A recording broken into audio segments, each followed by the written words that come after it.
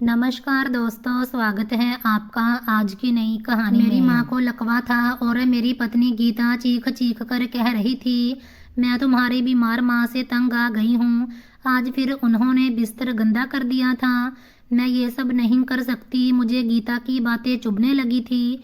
उसके शब्द तलवार की तरह मेरे दिल पर लगे, लेकिन मैं जानता था हालात मेरे हाथ में नहीं, वरना मैं माँ की सेवा के लिए एक नौकरानी रख लेता।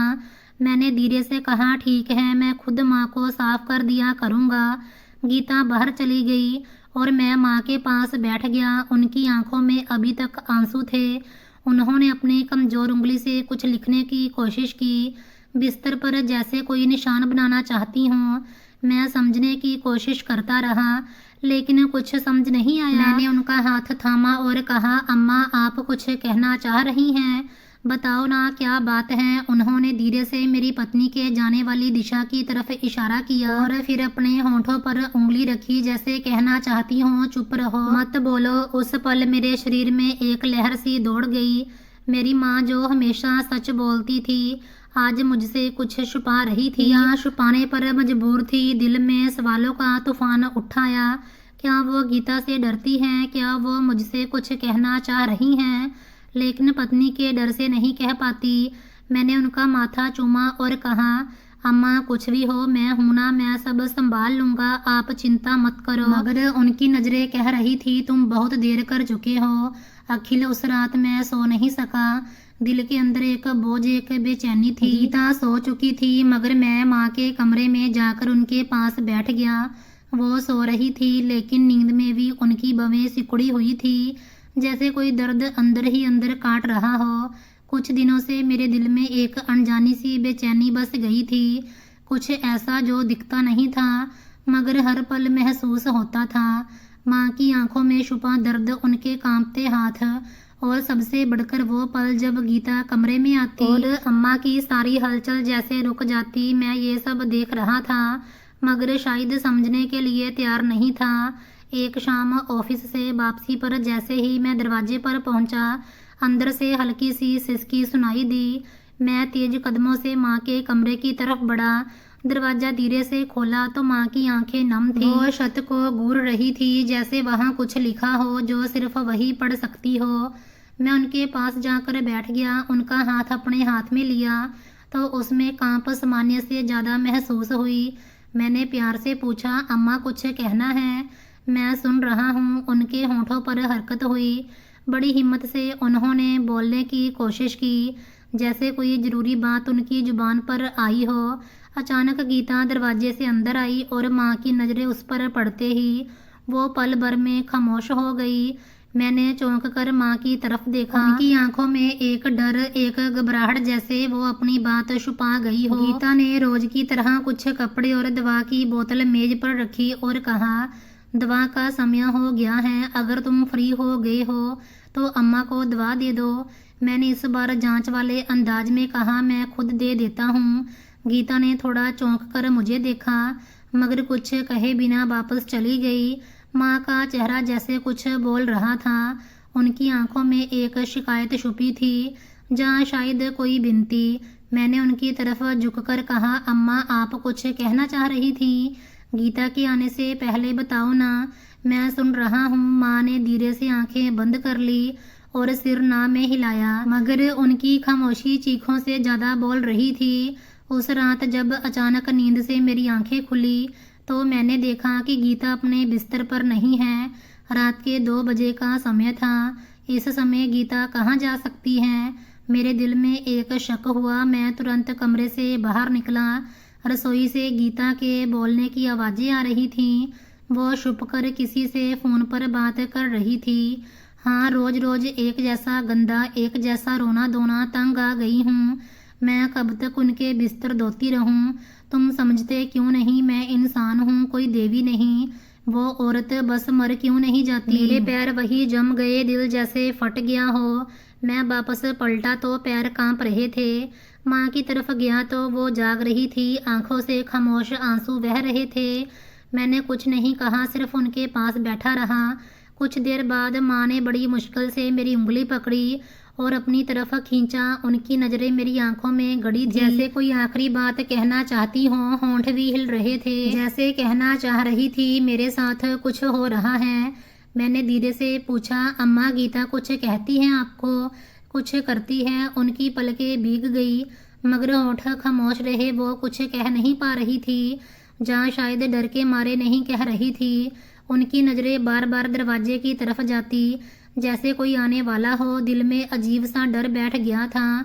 कुछ दिन बाद एक और घटना ने मेरे शक को पक्का कर दिया। मैं ऑफिस से जल्दी घर आ गया। घर में असामान्य खामोशी थी, जैसे कोई मौजूद तो है मगर खामोश बैठा हो। मैं माँ के कमरे की तरफ बढ़ा तो दरवाज़ा आधा खुला था। अंदर देखा तो माँ के चेहरे पर वही डर, और गीता उनके बिल्कुल पास खड़ी थी। हाथ में कुछ था, शायद दवा की शीशी। मैंने गीता को आवाज़ दी, क्या हो रहा है? वो चौंक गई, जल्दी से पीछे हटी और बोली, कुछ नहीं, बस दवा दे रही थी। मैंने माँ की तरफ देखा। उनकी आंखों में एक ऐसा दर्द था जो पहले कभी नहीं देखा था। गीता जल्दी से बाहर निकल गई। मैं माँ के पास गया और धीरे से पूछा, क्या दवा दे रही थी? माँ ने बड़ी मुश्किल से सिर को हिलाया, जैसे कुछ गलत था, जैसे कुछ ऐसा हो रहा था जो मुझे नहीं पता। अब मुझे यकीन होने लगा था, अम्मा कुछ छुपा रही थी और गीता उसे छुपाने का कारण थी।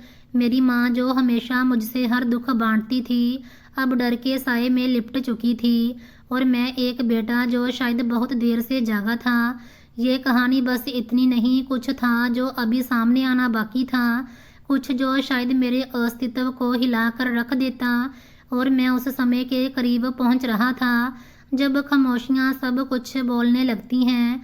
वो दिन आम दिनों जैसा ही शुरू हुआ था, लेकिन अंत ऐसा लेकर आया जिसने मेरे अंदर सालों से जमा सुकून को पूरी तरह उजाड़ दिया था। सुबह की चाय ख़त्म करते ही मैं रोज़ की तरह ऑफिस निकलने की तैयारी कर रहा था कि माँ की तरफ से हल्की सी आवाज़ आई।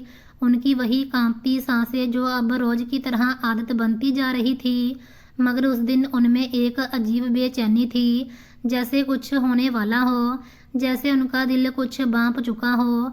मैं उनके पास गया। उनका माथा हल्का सा पसीने से गीला था, हाथ बार बार बिस्तर के कोने की तरफ जा रहा था। मैंने पूछा, कुछ चाहिए अम्मा? पानी, दवा? अम्मा ने सिर्फ आंखों से मुझे देखा, कुछ कहा नहीं, बस मेरे माथे को छुआ और फिर हाथ झटक कर वापस रख लिया। ये उनका तरीका था कि वो कुछ कहना चाहती थी, लेकिन अब जुबान साथ नहीं देती थी। मैंने गीता को आवाज़ दी जो रसोई में बर्तन समेट रही थी। गीता, अम्मा कुछ बेचैन सी लग रही हैं, तुम देख लो, मैं ऑफिस जा रहा हूँ। गीता ने चेहरा नहीं मोड़ा, बस इतना बोली, हाँ देख लूँगी, रोज़ ही बेचैन रहती हैं। मैं चुपचाप ऑफिस चला गया, लेकिन दिल वहीं अटका रहा। माँ का चेहरा, उनकी आंखों की घबराहट कुछ ठीक नहीं लग रहा था। शायद भगवान ने मेरा दिल खींचकर वापस भेजने का फैसला कर लिया था। दोपहर के करीब अचानक फैक्ट्री से एक मीटिंग टलने की सूचना मिली। मैंने मौके का फ़ायदा उठाया और तय किया कि घर चला जाऊं। जब गेट खोला तो घर में अजीब सी शांति छाई हुई थी, जैसे समय रुक गया हो। मैं दबे पैरों अंदर दाखिल हुआ। अभी जूते भी नहीं उतारे थे कि माँ के कमरे से तेज आवाज़ें सुनाई देने लगी, कितनी बार कहा है मुझे तुमसे नफरत हो गई है, कब मरोगी तुम, कब जान छूटेगी इस झंझट से। गीता की आवाज़ थी, उसके शब्द मेरे अस्तित्व को चीरते चले गए। मैं बिजली की तेजी से दरवाजे तक पहुंचा। वो दरवाज़ा जो अक्सर धीरे से खुलता था, आज धक्के से खोला।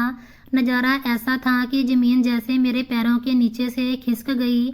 माँ चारपाई पर सहम कर बैठने की कोशिश कर रही थी। उनके कपड़े बिखरे हुए थे, आंखों में आंसू, और गीता उन पर झुकी हुई, चेहरे पर नफरत की शिद्दत। मेरा सब्र टूट चुका था। बस करो गीता, मैं चिल्लाया। वो चौंक कर मेरी तरफ मुड़ी, जैसे चोरी करते पकड़ी गई हो, मगर अगले पल उसकी आंखों में शर्मिंदगी की बजाय गुस्सा था। तो तुम छुपकर सुन रहे थे ये सब? तुम्हें दुख नहीं देता जो मैं झेलती हूँ? मैंने आगे बढ़कर माँ को खुद से लगाया, और जब गीता फिर कुछ कहने लगी, मेरा हाथ बेख्तियार उसके गाल पर जा लगा। खामोशी छा गई पूरे कमरे में, एक गूंज बाकी रह गई। गीता कुछ पल शांत रही, फिर दांत पीसते हुए पीछे हटी और आंखों में आंसू लिए कमरे से निकल गई। मैं माँ के पास बैठ गया। वो कांप रही थी, मैंने उनके सिर पर हाथ रखा और मन ही मन भगवान से माफ़ी मांगने लगा। माँ को अकेला छोड़ने की, गीता की बातें सहन करने की, सब कुछ देखकर चुप रहने की। उस रात गीता ने मुझसे कोई बात नहीं की। खामोशी का एक पर्दा हमारे बीच आ चुका था। कमरे में अंधेरा था और मेरे दिल में एक अजीब सा अपराध बोध। क्या मैंने हद पार कर दी? एक पति होकर अपनी पत्नी पर हाथ उठाया। क्या वो सारा दिन थक जाती थी? माँ के साथ सारा दिन लगना आसान नहीं। हर घंटे बाद दवा, सफाई, खाना पीना, नींद की कुर्बानी। क्या मैंने उसके दर्द को नज़रअंदाज किया? मेरे दिल में एक जंग छिड़ गई थी।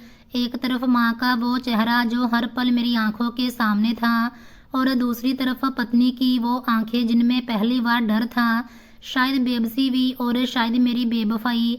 मैं बेचैनी से करवटें बदलता रहा। माँ कमरे में सो चुकी थी या शायद जाग रही थी।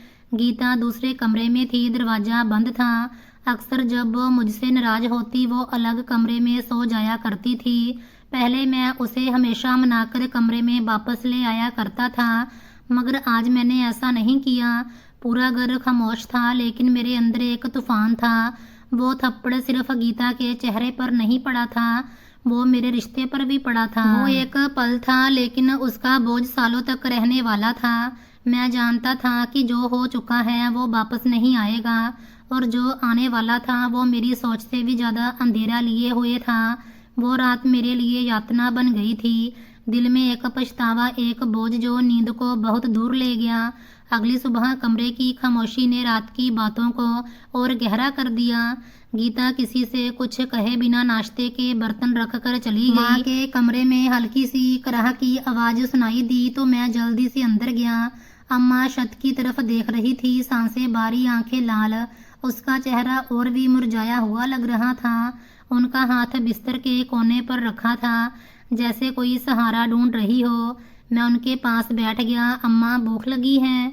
उनके होंठों पर हरकत हुई, पलकें हिली और उन्होंने धीरे से सिर हिलाया। उस पल मेरे दिल में एक दर्द सा उठा जो शायद शब्दों से कहीं ज़्यादा गहरा था। कल रात शायद अम्मा ने कुछ खाया ही नहीं था। मैं तुरंत रसोई में गया, चावल गर्म किए, गर्म सब्जी निकाली और एक गिलास पानी भरकर माँ के कमरे में वापस आया। माँ के सामने बैठकर जैसे ही पहला निवाला उनके मुंह तक ले गया, उनकी आंखें भर आई। मैंने चुपचाप निवाला दिया। उन्होंने बड़ी मुश्किल से चबाया। उन्होंने पहला निवाला खाया, उनके होंठ कांपे और आंखों से एक आंसू बह निकला। अम्मा, कुछ नहीं हुआ, आप खाओ, मैं हूं ना। मैं प्यार से उनके होंठों के किनारे साफ करता रहा और उन्हें पानी देता रहा। उन्होंने मेरा हाथ पकड़ा, वही कांपता हाथ, जैसे कहना चाहती हो कि शुक्रिया बेटा, तू देर से आया लेकिन आया तो सही। मेरी आंखों से भी बेइख्तियार आंसू बहने लगे। मैंने उनके हाथ को माथे से लगाया। दिल में एक ख्याल आया, कितना समय गुजर गया। मैं सिर्फ पत्नी की सुविधा, अपनी व्यस्तता और सामाजिक जिम्मेदारियों में उलझकर अपनी माँ की मौजूदगी को एक कर्तव्य समझने लगा था। लेकिन उस दिन मैंने पहली बार महसूस किया कि ये रिश्ता सिर्फ कर्तव्य नहीं, ये तो वो सच्चा एहसास है जिसकी गवाही भगवान खुद देता है। माँ थोड़ी थोड़ी करके खाती रही। मैं हर निवाले के साथ उनके चेहरे पर उभरने वाले भावों को पढ़ता रहा। कभी वो पल भर के लिए आंखें बंद कर लेती, कभी हल्की सी मुस्कान आती, जैसे बचपन की कोई याद लौट आई हो। जब खाना खत्म हुआ मैंने पानी का गिलास बढ़ाया। उन्होंने मेरे हाथ से पिया, गिलास वापस लेते हुए। उनके हाथ का स्पर्श कुछ कह गया, कुछ ऐसा जो मेरे दिल की दीवार पर हमेशा के लिए लिख गया। तभी गीता दरवाजे पर आ गई। चेहरा सख्त था, लहजा रूखा। दवाई दे दी, मैंने नरमी से कहा, अभी खाना खिलाया है, कुछ देर में दे दूंगा। वो खामोशी से वापस चली गई। माँ की आंखें तुरंत दरवाजे की तरफ गई। वही डर, वही सहमापन। उनका हाथ मेरे हाथ पर था, लेकिन जैसे उंगलियों में पकड़ कमजोर हो गई हो। मुझे अंदाजा हो रहा था कि कुछ है जो माँ कहना चाहती है लेकिन जुबान साथ नहीं दे रही। जहाँ शायद वक्त। उस शाम मैंने माँ के पास बैठकर उनकी तस्वीरें देखना शुरू की। वो तस्वीरें जो पुराने संदूक से निकाली थी। वो समय जब वो खुद मेरे लिए खाना बनाती थी, रातों को मेरे बुखार पर जागती थी, मुझे लपेटकर गोद में लोरी सुनाती थी। आज वही माँ बिस्तर से लग चुकी थी, चुप और मोहताज। मैंने उनके सिर पर हाथ रखा। माँ, मैं शर्मिंदा हूँ, मैं तुम्हारे पास होते हुए भी तुमसे दूर रहा। अब जो कुछ भी है मैं तुम्हारे साथ हूँ। उन्होंने धीरे से मेरी उंगलियों को दबाकर मेरी बात का जवाब दिया। उस रात मैं उनके साथ ही बैठा रहा। उनके चेहरे की जुड़ियों में एक उम्र की कहानी लिखी थी और मैं पहली बार उसे पढ़ने की कोशिश कर रहा था। और वो शुक्र वाली नज़रें जो एक माँ ही दे सकती है, बिना शिकायत, बिना सवाल के। वो नज़र मेरी पूरी ज़िंदगी का कर्ज बन गई। माँ को खाना खिलाकर जब मैं कमरे से बाहर निकला तो बाहर का माहौल जैसे कुछ और ही कहानी सुनाने लगा। गीता टीवी लाउंज में बैठी थी, मगर उसके चेहरे पर वो सुकून नहीं था जो आम दिनों में हुआ करता था। आंखों में उलझन, माथे पर तेवर और होंठों पर वो दबा हुआ गुस्सा जिसे मैं कई दिनों से महसूस करता आ रहा था। मैंने नरमी से पूछा, काफ़ी देर से खामोश हो, सब ठीक तो है? उसने मेरी तरफ देखा और ठंडे लहजे में बोली, क्या ठीक रह गया इस घर में? एक बीमार माँ जो हर वक्त तुम्हारा ध्यान मांगती है और एक पत्नी जो हर पल कुर्बानी देती है, मगर बदले में तुम्हारा एक नर्म शब्द तक नहीं मिलता। मैं खामोश हो गया। शायद वो जो कह रही थी वो अपने हिसाब से सच था, मगर मैं जानता था हर सच एक ही नज़र से नहीं देखा जा सकता। गीता ने फिर बात शुरू की, देखो अखिल, तुम्हारी माँ की हालत अब वो नहीं रही जो पहले थी। डॉक्टर भी कह चुके हैं कि कोई सुधार मुमकिन नहीं। दिन ब दिन इनकी तबीयत और बिगड़ती जा रही है। मैं तो अब थक चुकी हूँ, मेरे सब्र की भी कोई सीमा है। मैंने गहरी सांस ली। उसके शब्द कड़वे थे, मगर मैं इनकार नहीं कर सकता था। वो वाकई एक मुश्किल समय से गुजर रही थी। गीता, मैं समझता हूँ कि तुम बहुत कुछ सह रही हो, पर माँ भी तो लाचार है, उनका तो सिर्फ हम ही सहारा है। मैंने धीमे लहजे में कहा, नहीं अखिल। वो तेज आवाज़ में बोली, अब तुम नहीं समझ रहे, तुम सिर्फ माँ को देखते हो, मुझे सारा दिन उनकी सफाई, दवा, खाना, चीखें और ऊपर से तुम्हारी खामोशी। तुम्हें लगता है मैं कोई मशीन हूँ? मैंने उसकी तरफ देखा। आंखों में आंसू थे, मगर वो दबाए हुए थी। मैं तुम्हारी माँ के लिए दुश्मन नहीं हूँ अखिल, मैंने भी सेवा की है, दिन रात जागी हूँ, लेकिन अब हर दिन एक जैसा हो गया है। एक सी बोरियत, एक सी थकान, एक सी खामोशी। उसकी बातें मेरी रगों में घूमने लगी। क्या वाकई मैं इतना बेखबर रहा? क्या मैंने सिर्फ माँ का दुख देखा? गीता की खामोश चीखों को नज़रअंदाज कर दिया? एक पति होने के नाते क्या मैंने इंसाफ किया? मैं कुछ कहे बिना कुर्सी पर बैठ गया। उसके शब्द मेरे आसपास गूंज रहे थे, माँ कभी ठीक नहीं होंगी। कब तक ये सिलसिला चलेगा? कब तक मैं अपनी ज़िंदगी को एक लाचार इंसान के साए में गुजारती रहूँगी? ये वो वाक्य था जो मेरे दिल पर हथौड़े की तरह लगा। मैंने अपनी आंखें बंद कर ली। गीता अब धीरे धीरे बात करती रही। मैं सुनता रहा, खामोश, बिना हिले। अगर मैं बीमार हो जाऊं तुम मुझ पर भी इतना ही ध्यान दोगे? उसके इस सवाल पर मैं चौंक गया। उसकी आंखों में एक ऐसा सवाल था जिसका जवाब मेरे पास नहीं था। ये सच है कि माँ अब कभी ठीक नहीं होंगी, मैंने खुद से कहा, लेकिन ये भी सच है कि वो एक माँ है जिन्होंने अपनी ज़िंदगी का सबसे अच्छा समय मेरे लिए कुर्बान किया। मैं उठकर दोबारा माँ के कमरे में गया। उनकी आंखें बंद थी, लेकिन माथे पर पसीना था। मैंने तौलिया उठाकर उनका माथा साफ किया। वो धीरे से जागी और एक कमज़ोर सी मुस्कान उनके होठों पर आ गई। मैं उनके पास बैठकर सोचता रहा। गीता के शब्द, माँ की हालत और अपने बीच की कशमकश। ऐसा लगा जैसे मैं दो किनारों के बीच लटका हुआ हूँ। एक तरफ पत्नी जिसका सब्र टूट चुका है और दूसरी तरफ माँ जिसका शरीर पल पल मिटता जा रहा है। क्या मेरे लिए कोई बीच का रास्ता बचा है? क्या वक्त मुझे इसी एक दिन खींच ले जाएगा? ये सवाल उस रात मेरे दिल में गूंजता रहा और मैं जवाब ढूंढता रहा, खामोशी से, बिना आवाज़। अगली सुबह जब आंख खुली तो घर में अजीब खामोशी छाई हुई थी। गीता रसोई में नहीं थी, ना ही टीवी लाउंज में उसकी कोई आहट सुनाई दे रही थी। मैं सीधा माँ के कमरे की तरफ गया। दरवाज़ा आधा खुला था। माँ चारपाई पर लेटी थी, मगर उनकी आंखों में एक असामान्य उदासी थी, जैसे वो किसी गहरे दुख में डूबी हो। मैंने उनके पास बैठकर धीरे से हाथ थामा। अम्मा, दवा खा ली है ना?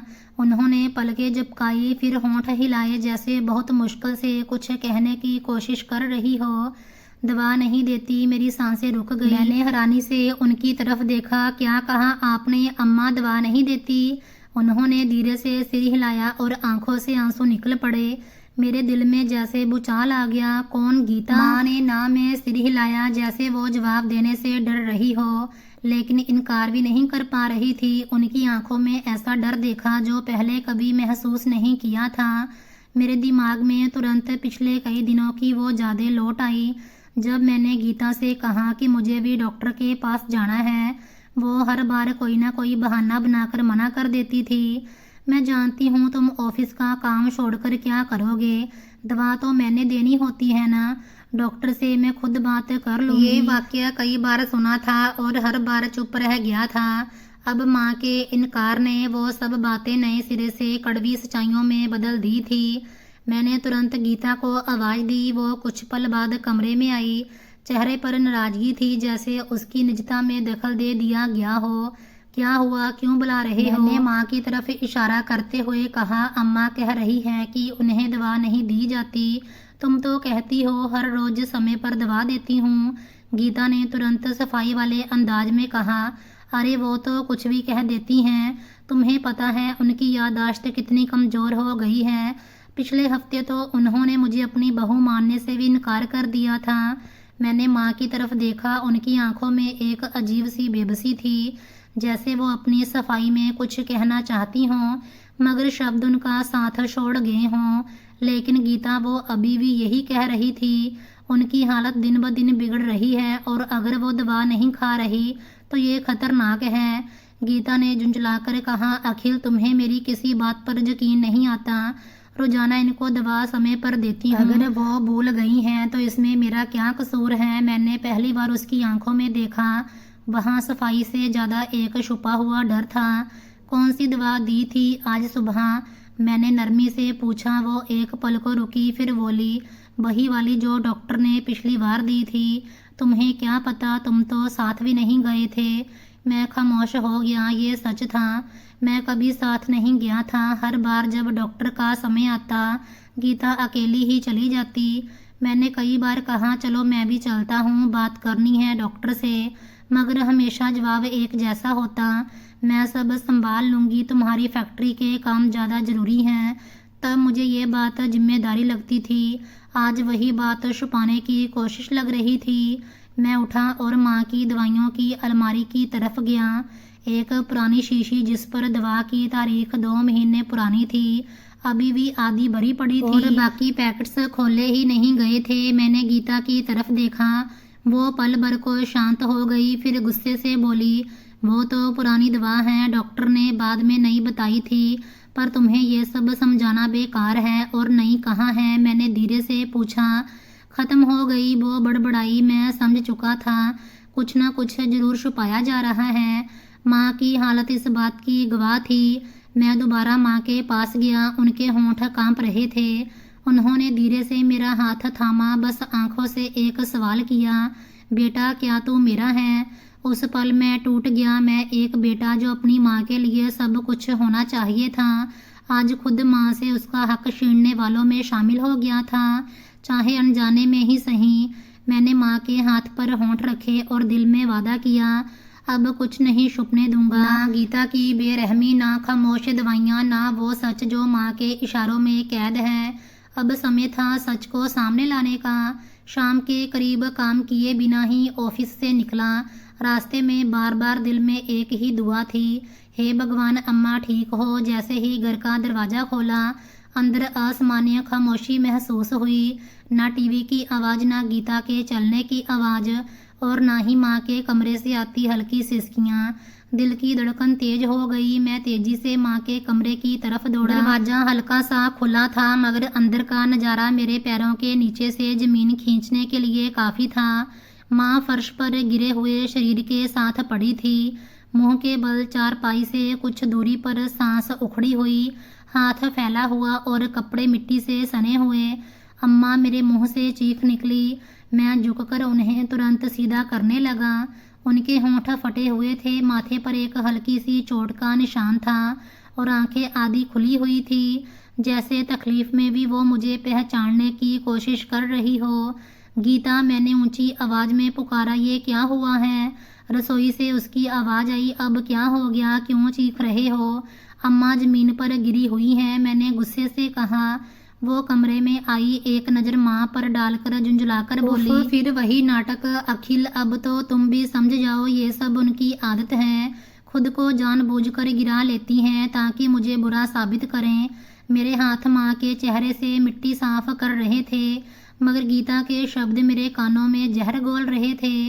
तुम्हें लगता है उन्होंने खुद को गिराया है? मैंने अविश्वास से पूछा। और क्या मुझे पता था? मैं अभी बाथरूम में थी और जैसे ही बाहर आई देखा कि वो फर्श पर पड़ी हैं।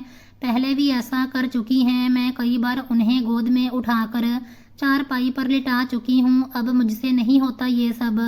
माँ मेरी गोद में धीरे से सिर रख चुकी थी। आंखों से एक आंसू बह निकला। क्या ये भी नाटक है? मैंने गीता की तरफ देखकर कहा। खामोश रही। शायद मेरे लहजे में वो कुछ था जिसने उस एक पल को पीछे हटा दिया। मैंने माँ को सावधानी से उठाकर चारपाई पर लिटाया। उनकी हड्डियों से हड्डियों की आवाज़ आ रही थी, जैसे पूरा शरीर टूट चुका हो। मैंने उनके पैर सहलाए, बाजू सीधे किए और एक कंबल उड़ाया। माँ का चेहरा कुछ कह रहा था, मगर जुबान अब भी कैद थी। उनकी आंखें बार बार मेरी आंखों में झांकती रही, जैसे कहना चाह रही हो, बेटा अब भी कुछ बचा है, संभाल ले। कमरे में शांति छा गई। गीता बिना कुछ कहे पलट गई। उसके कदमों की आवाज़ अब भी मेरे दिल में गूंज रही थी। हर कदम जैसे उस रिश्ते से दूर ले जा रहा हो जिसे मैंने कभी अपनी ज़िंदगी की बुनियाद समझा था। मैंने माँ के लिए पानी गर्म किया, नरम तौलिया लिया और उनका चेहरा धोना शुरू किया। उनके गालों पर जमी मिट्टी थी। माथे पर चोट का निशान गहरा होता जा रहा था। हर धोए जाने वाले धब्बे के साथ मेरे दिल पर एक नया दाग लग रहा था। मैंने बहुत नरमी से पूछा, अम्मा बताओ ना, गिर कैसे गई? उनकी आंखों में आंसू आ गए, मगर होंठ बंद रहे। उन्होंने सिर्फ धीरे से सिर हिलाया, जैसे कह रही हो, अब देर हो चुकी है। मैं अंदर से टूट चुका था। उस रात गीता मेरे सामने आकर सिर्फ इतना बोली, देखो अखिल, अगर तुम्हें मेरी बातों पर यकीन नहीं हो तो बेहतर है तुम खुद संभालो अपनी माँ को। मैं अब ये सब नहीं कर सकती। वो मुझे पसंद नहीं करती, हमेशा तुम्हारे सामने मजबूर बन जाती है और तुम मुझे सुनने की बजाय उनका दुख जीते हो। मैंने कोई जवाब नहीं दिया। रात के पिछले पहर जब सारा घर नींद में डूबा था, मैं माँ के बिस्तर के पास बैठा उनके चेहरे को देखता रहा। सुबह हुई तो मैंने माँ के लिए नरम खिचड़ी बनाई, खुद उन्हें खिलाई, दवा दी और खुद से वादा किया अब उन्हें अकेला नहीं छोड़ूंगा। मगर दिल के किसी कोने में एक अनजाना सा डर चुपचाप बैठा था, जो लगातार फुसफुसा रहा था, क्या तू सब संभाल पाएगा? क्या गीता और बर्दाश्त करेगी? सुबह के बाद गीता खामोशी से मेरे पास आकर बैठी। उसके चेहरे पर थकान के साथ कोई फैसला दिख रहा था। कुछ लंबे पल खामोशी में गुजरे, फिर वो बोली, अखिल, क्या हम अपनी ज़िंदगी को यूं ही गुजारते रहेंगे? रोज़ अम्मा के साए में, उनकी बीमारी में, उनके दुख में खोकर मैंने नरमी से जवाब दिया, ये ज़िंदगी उनकी दी हुई है। अगर अब उनका समय है कि वो हम पर बोझ बने तो क्या हम उनसे मुंह मोड़ लें? वो गहरी सांस लेकर बोली, मेरी एक सहेली है रीमा, उसकी सास भी तुम्हारी अम्मा जैसी थी, बीमार, कमज़ोर, जिद्दी। रीमा भी शुरुआत में सहती रही, मगर फिर उसने फैसला कर लिया कि वो खुद को बर्बाद नहीं करेगी। उसने अपनी सास को शहर के एक वृद्धाश्रम में छोड़ दिया। मेरे दिल में एक झटका सा लगा। मैंने चौंक कर उसकी तरफ देखा। क्या मतलब? तुम कह रही हो कि मैं अम्मा को? हाँ अखिल, मेरी बात पूरी सुनो। रीमा के सास ससुर अब वहाँ खुश हैं। उन्हें दिन भर सेवा करने वाले मिलते हैं, समय पर दवा मिलती है, नरमी से बात होती है। रीमा और उसका पति भी अब खुश हैं, जिंदगी में सुकून आ गया है। मैंने नज़रें झुका ली, शब्द मेरे गले में अटक गए थे। एक तरफ गीता की बातें जिनमें व्यवहारिक सुविधा का पहलू था, और दूसरी तरफ माँ का वो कांपता हुआ शरीर जो कल जमीन पर पड़ा मिला था। तुम्हें लगता है अम्मा वहाँ खुश रहेंगी? मैंने धीमी आवाज में कहा। गीता ने कंधे उचकाते हुए कहा, हमारी जिंदगी भी कोई जिंदगी है, दिन रात दवा, सफाई, रोना, जिद, और तुम हमेशा उनके पास। क्या हमारा कोई हक नहीं? क्या मेरी जिंदगी का कोई मकसद नहीं? मैं चुप रहा। उसकी हर बात में एक वजन था, मगर वो मोहब्बत और भावना कहाँ थी जो मैं माँ की आंखों में रोज देखता था। देखो अखिल, मैं ये नहीं कहती कि तुम उनसे मोहब्बत मत करो या उन्हें छोड़ दो। मैं सिर्फ कह रही हूँ कि उनके लिए ऐसा माहौल बेहतर हो सकता है जहाँ वो बेहतर तरीके से संभाली जा सकें। हम अकेले कब तक निभाएंगे। मैंने गहरी सांस ली और मन ही मन मान लिया कि मैं वाकई थक चुका हूँ, शारीरिक नहीं भावनात्मक तौर पर। हर दिन एक नए दर्द के साथ शुरू होता है और ये सच था कि अम्मा की तबीयत बेहतर नहीं हो रही थी। उनकी हालत दिन ब दिन बिगड़ती जा रही थी और मेरे पास कोई हल नहीं था। उस रात जब मैं माँ के पास गया, वो जाग रही थीं। उनकी नज़रें छत से हटकर मेरी आंखों में अटक गई। मैं उनके पास बैठा रहा और सिर्फ उन्हें देखता रहा, कुछ कहे बिना। शायद वो सब जान गई थी। उन्होंने मेरे हाथ को धीरे से दबाया, पलकें झपकाकर जैसे इजाज़त दे दी हो। ये शायद खामोश विरोध था। मेरे दिल में तूफान उठा। क्या वो समझ गई थी अब उन्हें घर से जाना होगा, या वो मुझ पर भरोसा करके निश्चित थी। गीता की बातें सच थी, मगर माँ का चेहरा उस सच पर सवाल था। मैंने खुद को सवालों की एक बंबर में फंसा हुआ महसूस किया। हर जवाब के साथ एक नई उलझन सामने आई और इन सब के बीच में अखिल था। एक बेटा, एक पति, एक इंसान जो दो रिश्तों के बीच टुकड़े टुकड़े हो रहा था। मैंने फैसला नहीं किया, बस उस रात बहुत देर तक माँ का हाथ थामे आंखें बंद किए बैठा रहा। शायद फैसला मेरे बजाय वक्त करेगा, जहाँ शायद वो खामोश आंखें जिनमें अब भी एक दुआ बंधी हुई थी, वो सुबह जैसे क़यामत की खामोश चेतावनी लेकर आई थी। सूरज पूरी रोशनी से निकला था, लेकिन मेरे दिल में एक साया सा छाया हुआ था। पिछली रात माँ का चेहरा, गीता की वो बातें जिनमें सुविधा थी लेकिन सच्चाई नहीं, और मेरी अपनी उलझनें, सब कुछ अंदर ही अंदर मुझे खा रहा था। मैं रोज की तरह माँ के कमरे की तरफ बढ़ा। जैसे ही दरवाज़ा खोला, एक तेज बदबू ने स्वागत किया। मेरा दिल डूबने लगा। माँ बिस्तर पर लेटी थी, मगर इस बार उनके आसपास सब कुछ बिखरा हुआ था। चादर, तकिया और बिस्तर सब गंदे थे। उनका चेहरा शर्मिंदगी और बेबसी का आईना बना हुआ था। वो लगातार आंखों से मुझे देख रही थी, जैसे माफ़ी मांग रही हो, जैसे कहना चाह रही हो, बेटा मैं जानबूझकर नहीं करती। मैं खामोशी से उनके पास गया, कुछ नहीं बोला, बस नरमी से चादर हटाई, साफ कपड़े निकाले और माँ को संभाला। वो इस कदर कमज़ोर हो चुकी थी कि उठते ही कांपने लगी।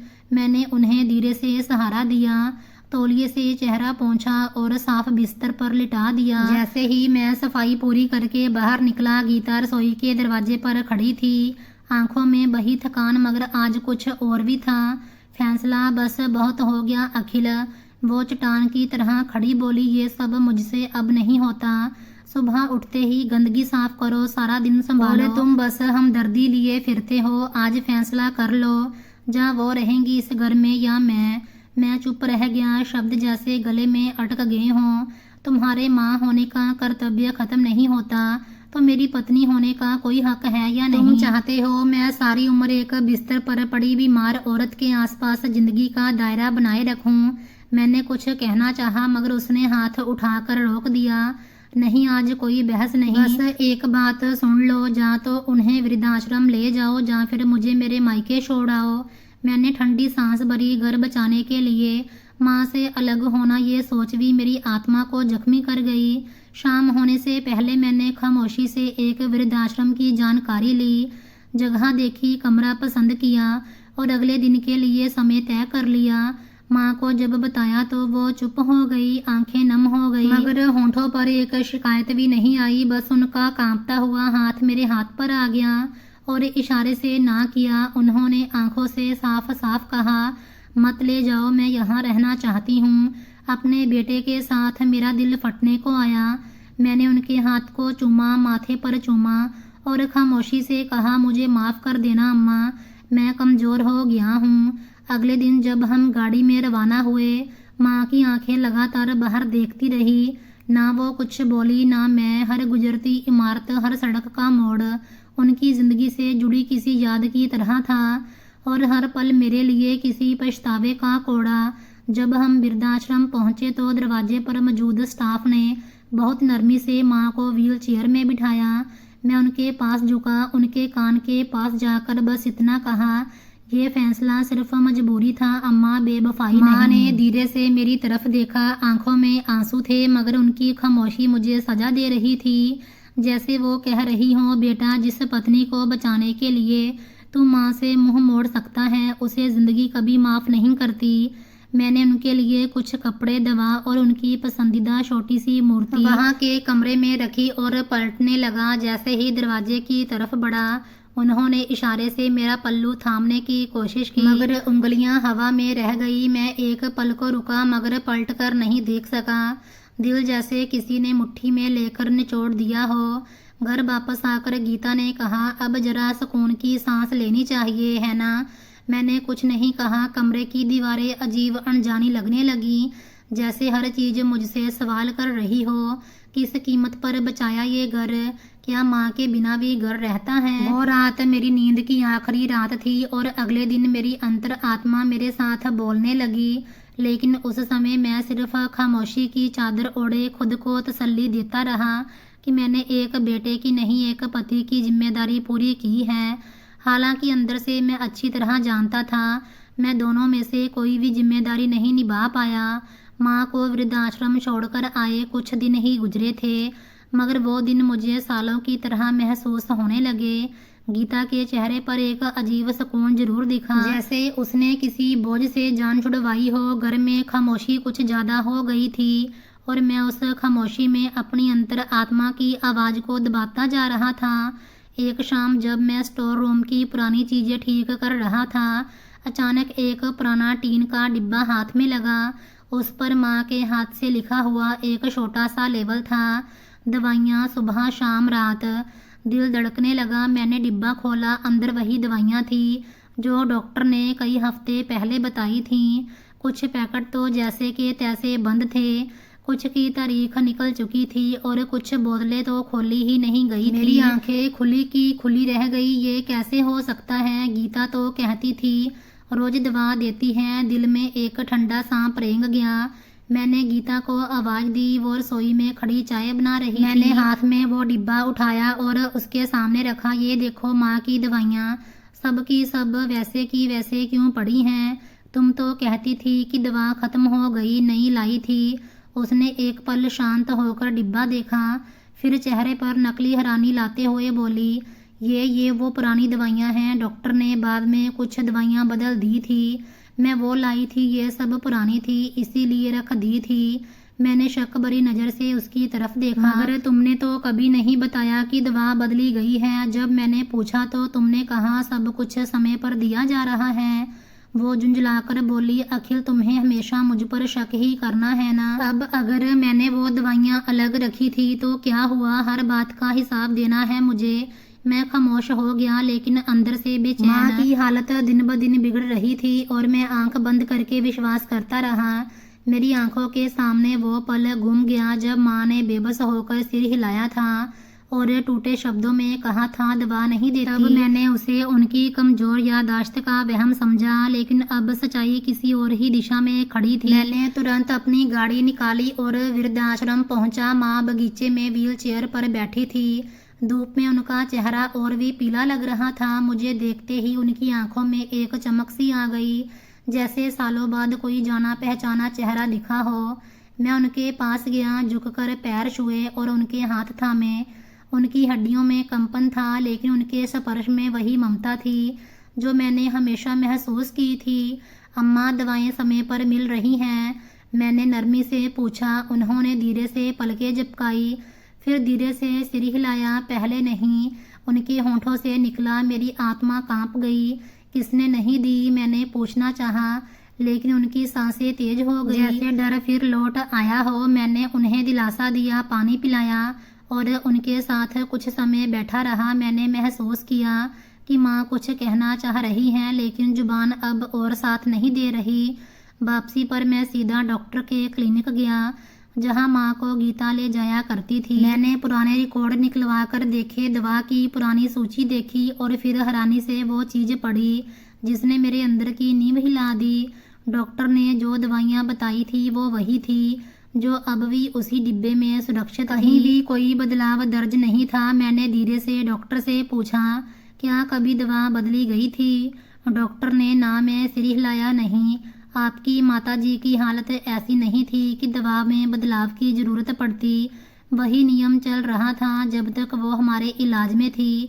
मेरी मुट्ठियाँ खुद ब खुद भींच गई। गीता ने झूठ बोला था। माँ को दवाइयाँ समय पर नहीं दी गई। मैंने जिस पर सबसे ज़्यादा भरोसा किया उसने मेरी माँ की सेहत से खिलवाड़ किया। घर आकर मैंने गीता के सामने खामोशी से डॉक्टर की फाइल रख दी। वो रंग बदलते हुए चेहरे के साथ बोली, तो तुम वाकई मुझे जालिम समझते हो। तुम्हारे लिए तुम्हारी माँ सब कुछ है और मैं सिर्फ एक गुनहगार हूँ। ठीक है, मैं गलत थी। मैंने कुछ समय दवा में लापरवाही की। मगर क्या गीता, तुम्हें मेरी माँ पर दया नहीं आई?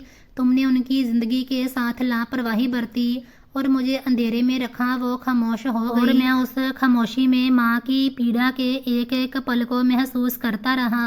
मेरी आंखों में नमी आ गई। मैं सोचता रहा, माँ कितनी बार कुछ कहना चाहती थी और मैंने उनकी खामोशियों को समझने की बजाय दूसरों की बातों पर यकीन किया। और अब जब सब कुछ सामने आ चुका था, बस एक सवाल रह गया था, क्या वक्त मुझे वो सब लौटा सकता था जो मैं अपनी माँ से छीन चुका था? शायद नहीं, लेकिन ये एहसास मेरी बाकी ज़िंदगी का सबसे गहरा निशान बन गया। माँ की दवाइयों का राज जब खुला तो मेरे अंदर कुछ टूट सा गया। मैंने फैसला कर लिया था कि अब और खामोश नहीं रहूँगा। अगले ही दिन माँ को वृद्धाश्रम से वापस लाने की तैयारी शुरू कर दी। उन्हें वापस घर लाकर उनकी सेवा करना चाहता था।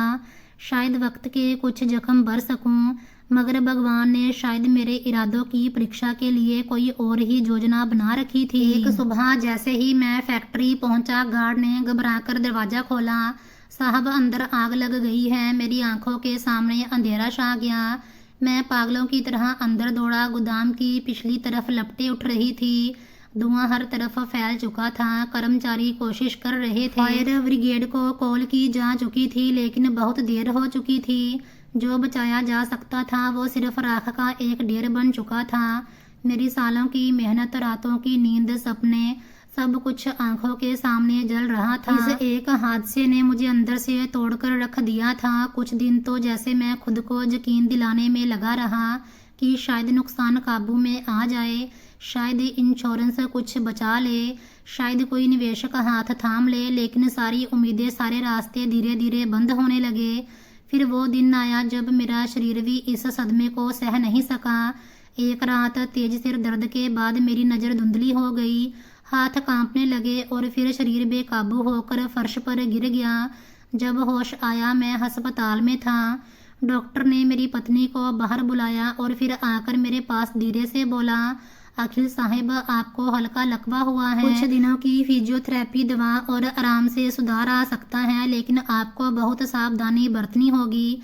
मैंने आंखें बंद कर ली। दिल जैसे चीख उठा हो। शरीर के साथ अब मेरे सपने विलचार हो चुके थे। 2 दिन बाद गीता मेरे सामने आई। उसके चेहरे पर वो नरमी नहीं थी जिसकी मुझे ज़रूरत थी। वो कुछ पल खामोश रही, फिर बोली, मैं तुम्हारी माँ की सेवा से निकली थी और अब तुम्हारी सेवा। मैं ये ज़िंदगी नहीं गुजार सकती। मेरे होंठ कांपे। क्या मतलब ये कि मैं अब तुम्हें भी नहीं संभाल सकती। मैं तुम्हें लाचार होकर देखने नहीं आई थी। मैंने भी एक ज़िंदगी का सपना देखा था और तुमने मुझे दुखों के सिवा कुछ नहीं दिया।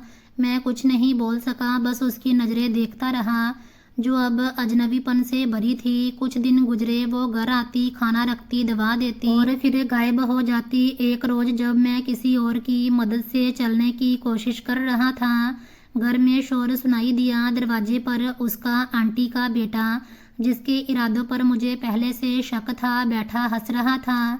गीता अंदर आई और शांति से बोली, मैंने तलाक का दावा दायर कर दिया है।